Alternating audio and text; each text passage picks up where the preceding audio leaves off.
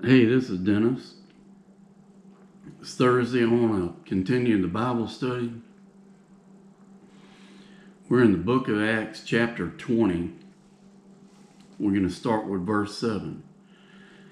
And upon the first day of the week, when the disciples came together to break bread, Paul preached unto them, ready to depart on the morrow. So he was getting ready to leave the next day, and he was preaching to them, and continued his speech until midnight. So he preached right on up to midnight. And there were many lights in the upper chamber where they were gathered together, and there sat in a window a certain young man named Eutychus, being fallen in a deep sleep. And as Paul was long preaching, he sunk down with sleep and fell down from the third loft and was taken up dead.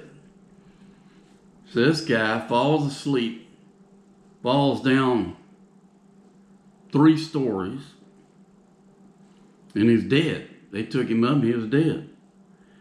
And Paul went down and fell on him and embraced him and said, "Trouble not yourselves, for his life is in him."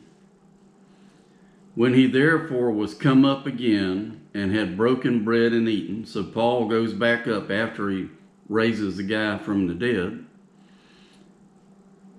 He goes back up and eats and talked a long while, even till the break of day. Wow, that was one heck of a sermon.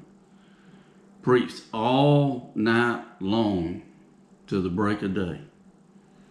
So he departed, and they brought the young man alive.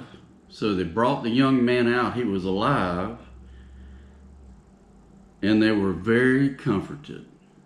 Well, the King James says, and were not a little comforted. That means they were a whole lot comforted. They were ecstatic and glad.